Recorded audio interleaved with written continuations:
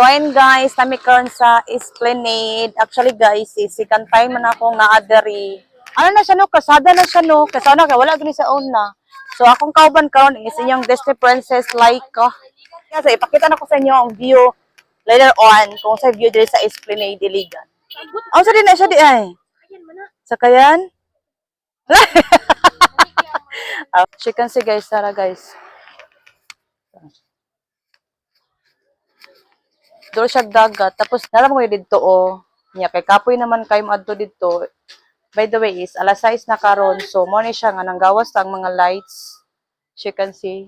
Ulan gid siya, no? As of now, kay ulan gid kay siya. So, mangulit na siguro mino kay hindi na mo lawson. Ay, basta kataas ko na siya. Tama na siya dito, oh. Dito ay katong naisuga. O, pwede mo mag-jogging diri. Anytime, pwede mo manhi. Wala entrance.